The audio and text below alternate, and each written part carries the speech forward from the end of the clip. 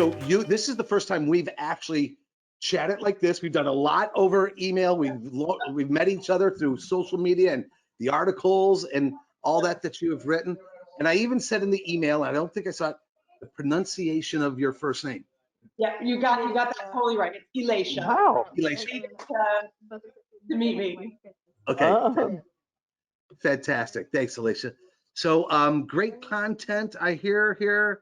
John Hanna said, I'll be sending some questions. Timothy Brown said, awesome ideas. Was Cayenne a great way to start, Alicia? That was fabulous. I tucked in and listened to most of it before I flipped into my presenter link. And this is just such a cool opportunity to add value for basically for the world, for this community here.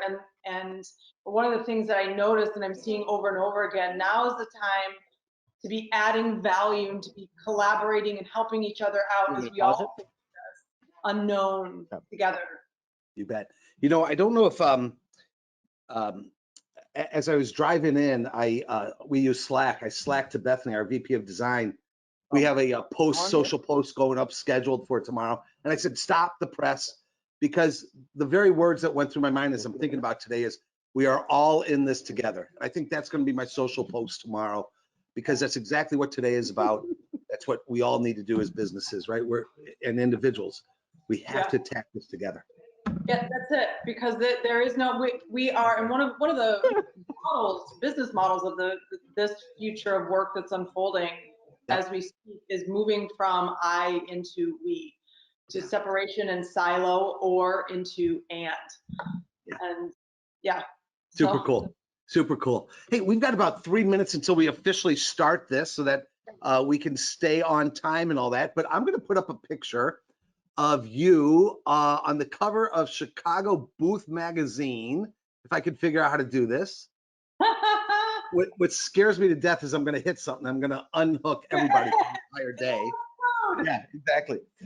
So, Alicia, would you mind? I'm going to give the formal introduction right when we start at the top of the hour, but you have a very cool story of taking a year, and will you just share, everybody, before we share your story about this daring career leap that you took, if you don't mind? Yeah, absolutely. So I left the corporate world now 6.5 years ago, and I had a high-flying executive career. I ran global recruiting for Anheuser-Busch InBev and then for Dow Jones and the Wall Street Journal. And I left as a VP of HR for Dow Jones, initially just for the challenge of how can we help people find more fulfillment in and through their work. Yep. And then in late 2016, I began to see these macro trends in the market that really had me wondering, what are we going to do with all the people as the future of work, as technology impacts our jobs? And so in January of 2017, I put everything that I own into a storage unit, except for what fits into a carry-on suitcase, to use my life as an experiment to go and search for answers to that question, what are we going to do with all the people? Yeah. I thought it was going to be about a year. It ended up being almost 2. And in the space of that, by pushing my own life to this absolute extreme of uncertainty, and then by meeting with the people who are creating the technologies that are creating the impact, and meeting with those who are masters at managing change, have now developed this really a series of strategies and frameworks to help companies thrive in situations exactly like the one that we're in right now, where we're faced with massive unknown, massive disruption. Nothing feels like what it used to. And we're all left with this choice between the question of, why is this happening? Or, given that it is, what do we want to create? Yeah, fantastic. And the fact that you actually went and put yourself in that situation and the learnings from it, I just super inspired by it. So yeah, super cool. And so, all right, top of the hour. So with that, what you learned from the corporate world, what you learned from this daring leap, without question, human capital expert, your thought leader, you mentioned on this future of work and digital transformation. And I know how passionate you are about, as you alluded to, creating solutions to the challenges that arise, to disruptions of all kinds. And oh my goodness, Alicia, right? Are we in one of those moments with this coronavirus pandemic, right? Yeah, this is that moment. There's this is, there's a saying, the winter is coming. For the last many years, winter is coming, winter is coming. Yeah. Well, it feels like winter is here. And so all of that preparation work that we've done for it is inviting us. I see it as a big invitation for us as leaders to step into the forefront and say, how are we going to handle this, and utilizing this to create and shape a future that's going to create more opportunity, more wealth for everybody. Boy, I absolutely love that. How I think there's a lesson right there for everybody, right? How do we handle this, but not take our eyes off the future? Because this too shall pass. Is that fair? If we've got to be strategic, we've got to work through it, but we got to keep. Go ahead. Yeah, it's what I call the push me, pull you problem. If you remember Dr. Dolittle, the book, even before the movie, but there was a two-headed llama, right? If one side of it is walking this way, then it pulls the other half, and vice versa. And that's the challenge of the moments that we're in right now, where we need to handle this today. We have to. This is what we're faced with. These are the times that will determine whether our companies are going to thrive, whether our employees are going to thrive, whether we're going to thrive or not. However, that doesn't remove this outside context that's happening. And so learning how to thrive in that tension between results today and future context is an invaluable skill. Without question. I love it. Thank you. For years since we've started Unleash, I've made a statement, and I truly believe this down to my core, Alicia, and I believe we, certainly everybody on this call, you and I, the leaders that we talk to every day and what we do, I use the word, we've been called to lead in these uncertain times. And we don't know what the future is going to be. We certainly didn't know about this, but damn it, we find ourselves in this position, right?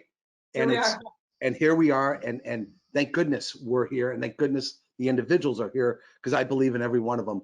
They do have the ability to lead their organizations into this unknown future. Absolutely. So, Alicia, one of the things we could talk about so much, but what we decided to talk about today too is remote working strategies. And I've been getting emails from individuals. This is real. This is big. Right? Businesses are being shut down. Schools are being shut down. People are going to be working. They don't have childcare anymore. So a lot of things going on here, right? And this is super, super important. And one of the notes I had is, remote working strategies, and you talk about the future of the work. And then on my note, I said, today. We've been talking about the future work, but holy cow, it's here now, right? So what do you mean by the future of work? And does it seem like we're here now as a result of this pandemic? Yes, absolutely. So one of although I began my work around the future of work now 3.5 years ago, and it's really coming in to be a more mainstream topic as we see all the big consulting firms and publications working on this. One of the biggest fallacies about it is in the name, is that it's the future of work, as though it's some far off, distant thing that will happen someday, but we don't need to be concerned about it or focused on it. And the truth is that future is actually now. And what our business models are going to be, what our economic models are going to be, what our strategies will be in a future spot is being determined in every action that we're taking right now. So it's that future of work, but it is right now. And what is the future of work, which is right now? It is how each and every one of us work, create value, and thrive in the world that we're living in. We're moving away, from a world. How we work, create value, and thrive. Let's not lose that thrive word. Yeah, exactly. I mean, work, create value, and thrive. We are moving away from a world in which we work for a paycheck, no matter what the job is, and into a world where each and every one of us will have the opportunity to work for our purpose. And so this is one of the opportunities that's actually inside of the experience that we're going through right now, because I always look for the opportunity in the challenge. And that's, by the way, that's not Pollyanna, that's smart business sense. I agree. But looking for the opportunity that's here to say, what could we be measuring? How can we figure out ways to be more efficient that we thought were impossible before? What data can we collect now in order to thrive as disruption continues to unfold. Because this disruption, this is a huge one. It's unprecedented. And disruption is going to grow.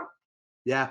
You know, if you don't mind, I'm laser locked on that word thrive for a second. Is that all right? Yeah. Because in my mind, even looking at the emails and talking to individuals over the last week, you know, it's like this remote working that's going to have to happen. And we're putting people out. We don't know how to do it. We haven't done it before. And it's almost as if there's trepidation, and I get it, right? We've got to figure it out. But do you see, and push back if not, but what's going through my mind from your conversation is, what if we switched that and we took the mindset and said, this is an opportunity, not just to figure out how to make this happen, but to even use this opportunity to think deeper and harder, to say, how can we not just equal productivity, but help our people thrive even more? That's it. That's the much more interesting question.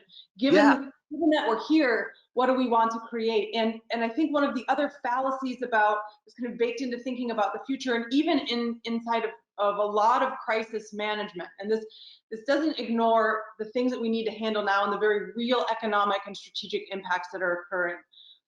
But there is a scarcity sort of a mindset that's linked to, let's go back to the way things were.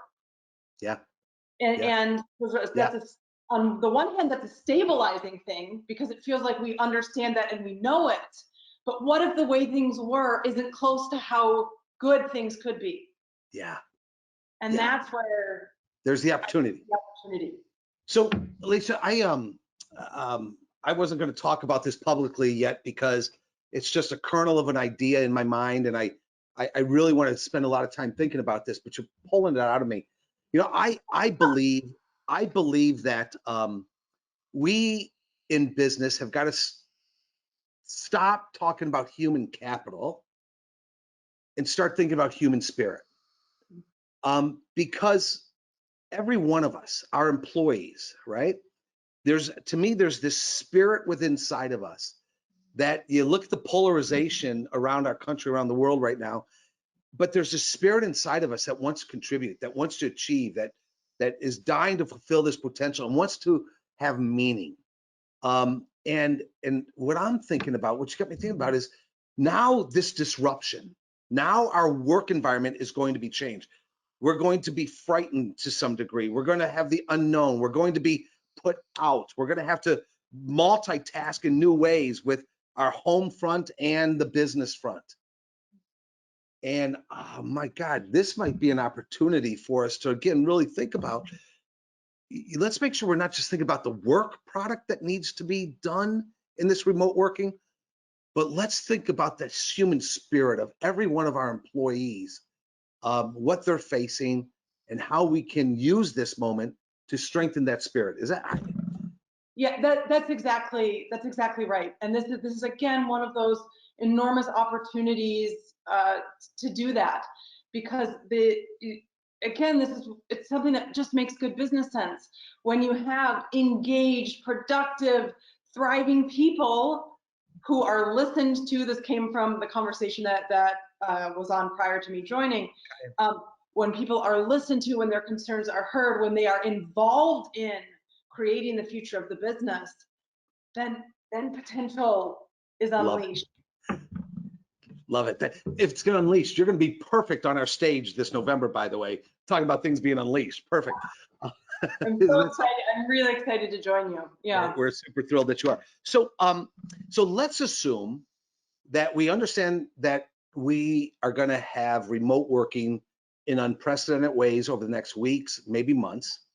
Let's assume that our people have the technology. Let's assume that they've got the bandwidth. Cayenne didn't have it. You and I seem to have it, right? Yeah. Let's assume they've got that.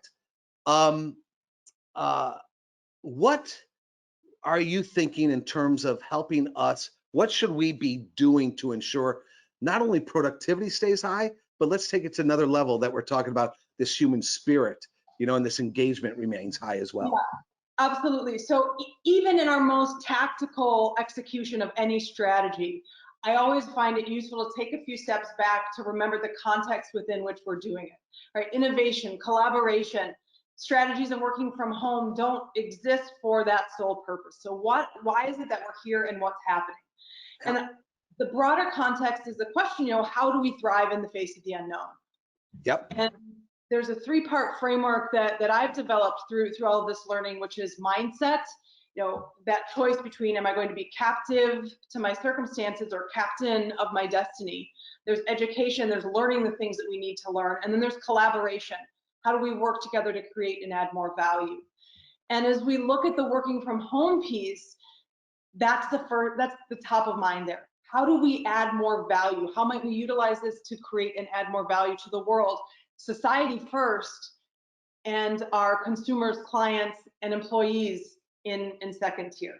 Because a lot of what we're faced with now, having to work from home, it may not be economically the most sound thing for our company, but in order to add that value to society, that's the first and foremost. So let me stop you there for a second, okay? Let me push back a little bit. Yeah. Because I got to tell you something. You know what? Right now, my business is under siege. Right now, I've got unknown pressures, right? I don't know what's going to happen to revenues and sales and all that over the next 2-3 months.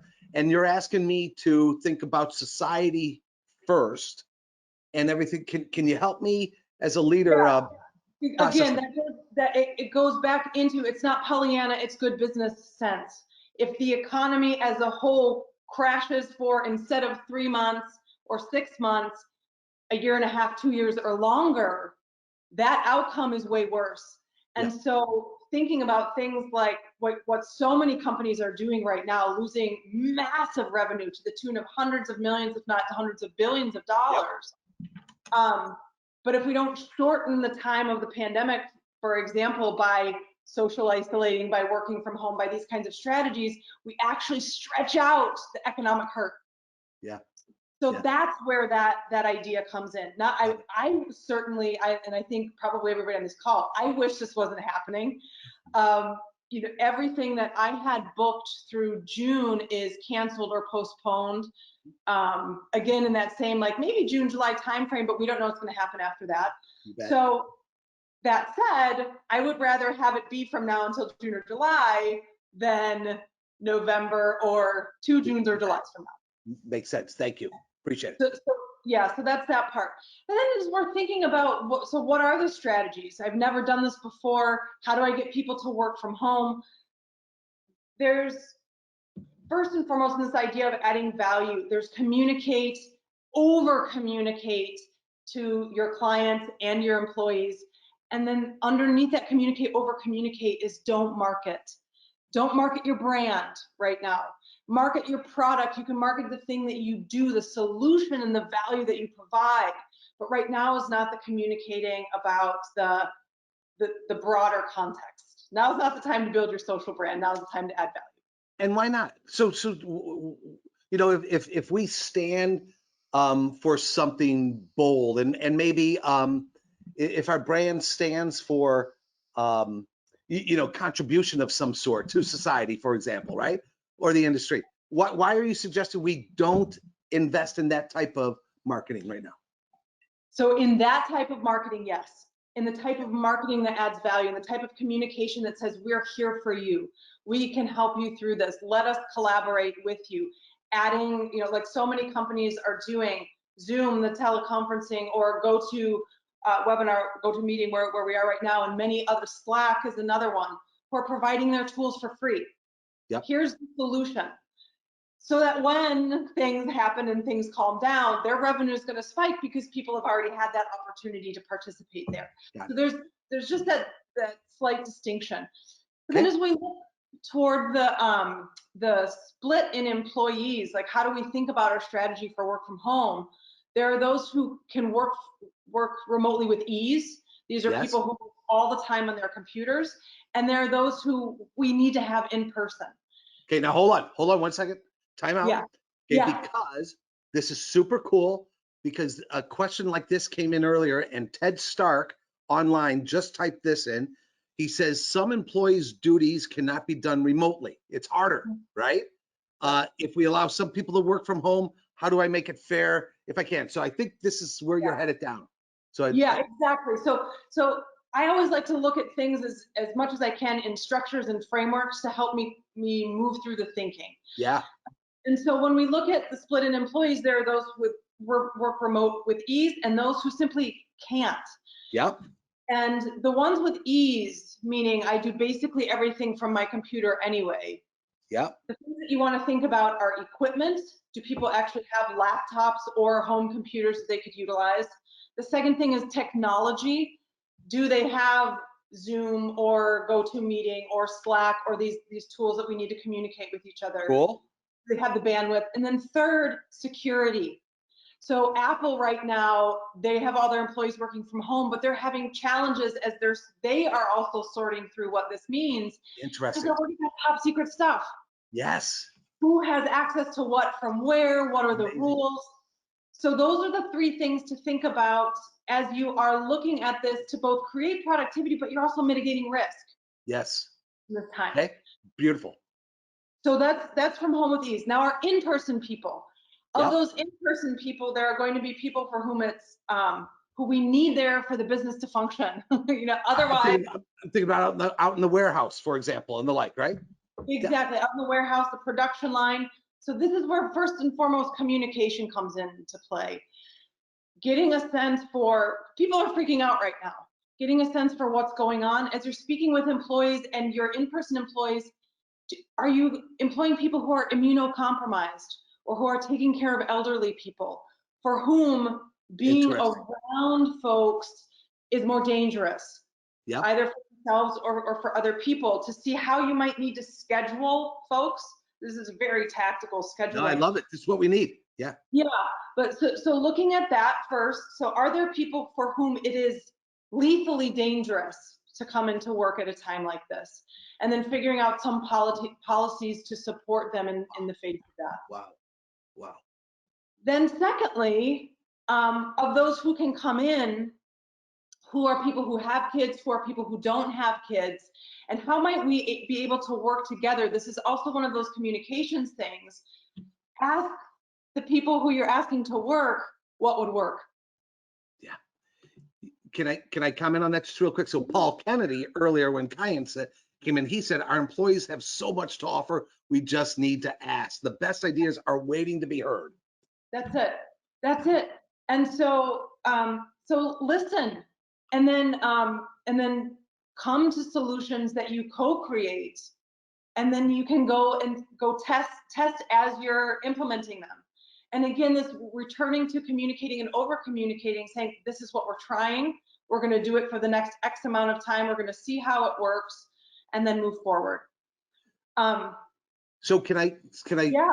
So the question is, how do we treat people fairly, right? And the fact is, we don't know. Let's establish that we don't know. Yeah. And maybe to figure it out is, let's not try to create those solutions in a silo.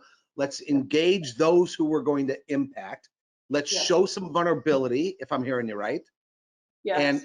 And welcome their input, and then decisions will come out of that co-creation. Yes. And then that's when that communication is going to be so critical, as we can even go back to some of the things Kyan said, I'm guessing, where we observe and what was it? Observe, orient, decide, and act. In a sense, we can do the same thing, right? That's it. And this is, as we talk about the business models and strategies in the future of work, and we move away from linear planning, where you lock and load and you simply execute on the thing that you decided one day, however many months ago, and you move into exponential planning, where every time you're doing it, you're taking a few steps back and you're saying, given what's happening right now, if I had all the resources, what do we want to create? What kind of impact do we want to create? What kind of value are we going to be able to add in the world? And inserting and injecting that nimbleness into your strategy. And this is a way to test that out. So as we look at also this question of how do I execute for what we need today and do that dance with the tension of what's coming with the future, this is a great way to do that. Boy, I love it. Beautiful. And I think that leads to, right, what opportunities for the future. So as you look at this experience that everybody's going through, right? Any thoughts in terms of the broader digital transformation that as we're solving for today, we should be learning and thinking about and strategizing for the digital transformation that every one of our businesses are going to need to make happen? Only everybody and only all of us. Right. And That's all. only all of us. So, so first we'll go back to this idea of that push me pull you that we talked about at the beginning and that we just highlighted again right here. Practicing your muscles as leadership and then as team members to do this dance between results today and future forward focus. Who do you need to have on the team? What kinds of skills do they need to have? There's an integrator kind of a figure where you're having debate about what do we execute today and what's coming in the future, who will be critical as you're making your strategic decisions. Now is the time to be collecting data. So that flexible work from home policy that you were either too chicken to implement or nervous that you weren't going to get productivity, now's the time to A/B test the policy because you have to test it anyway. Love it. You got to do it. So what kind of data can you gather here and say, this works more, this works better, that works not as well. This actually results in revenue increase, this results in more cost or lost revenue. So utilize this data. This is also a time to pilot technologies. So digital transformation is all about utilizing technology to make processes, products, everything more efficient. So test the technology, and many of them now are free for the next 3 months or so, where you would have had to pay thousands, tens of thousands, or millions in licensing fees, depending on how large your organization is. So utilize this time to test, get the data so that you can have your business thrive. If you can make your business thrive right now in the face of all this uncertainty, when the water rises again, you will have eaten market share. I have a friend who's the CEO of a large truck manufacturing company in Brazil. In the last big economic crisis, all of the entire industry was crumbling and people were having to lay people off, but they focused on minimizing downside risk, adding value in places where they could, and as came from the previous conversation, seeing where people are freaking out, deer in the headlights, and saying, is there a real reason here? Is this an opportunity for us to step in? Most of his competitors went out of business. He was able to eat up all of that market share, and now, thanks to that hard work, focus, and thinking, is now the leader in the market. Wow, fantastic. Yeah. But seizing that opportunity, thinking strategically as you're in the here and now is absolutely critical. Hey, we're up against the clock again, Alicia. I love it. I'm going to just one tactical thing, if you don't mind. All right. I was having a conversation last week with somebody on this whole remote working and all this. And one of the things that surprised the living heck out of me was the loneliness factor. That they talked about. You know, we're used to having the water cooler. We're used to being around individuals, and now we're going to be alone. And they're going to feel disconnected. And I think, to me, that I wouldn't have thought of that. I wouldn't have thought of that. Have you seen that? Any thoughts on that as well? Yeah, well, this is where introverts of the world unite separately. Come on. Yeah, it's a real thing, and it's something that I experienced after I left the corporate world, when you're used to teams and working together, and then all of a sudden you're not. Actually, so Slack and all of these tools where you can be texting, communicating. I actually have collaborators who I work with where we will open up a webinar technology like this, and we'll work together, not necessarily on the same thing, but we'll kind of be in each other's virtual work. Yes. Yeah. So I can be here typing, and then, you know, if you get bored, you can lean over and say, hey, what's going on over there? Super cool. You know, actually, I mentioned Bethany, our VP of Design. Every other Wednesday, she lives in Sioux Falls. I'm here in Chicago. Every other Wednesday, we have a 4-hour hackathon where we get together through Slack and go to meeting. She's doing her thing, I'm doing my thing, and when we need help, we just jump in and we have found it to be real energizing to do exactly that. Yeah, it's real energizing. You don't have to be alone. Also, particularly in this time, this uncertainty can feel really scary. Yep. Even for those of us who have been working on our mental resiliency and have been preparing for this moment, it doesn't mean that it isn't scary. Our livelihoods, our health, these kinds of challenges there. So connecting with other people, just to kind of let that steam out, will be infinitely helpful in this space of productivity that we're talking about and working from home. Beautiful, beautiful. Alicia, this has been amazing. I'm not saying this. Ted Stark, who asked that question, said that was very, very helpful. Thank you. Our friend Jim Banovich, who you'll probably meet also at Unleash, he says this session is incredibly helpful. So you have absolutely made a big difference today. And from the bottom of my heart, thank you very, very much. We've got so much to learn from you, and look forward to continue the collaboration. Great. Thank you so much for doing this. Let's do this all together. We're all in this together. Let's see what we can create. We're going to do that, all right? I really appreciate it. Alicia, have a wonderful day, all right? Thank you. You too. I'll see you soon. Bye, everybody. Thanks. Bye-bye.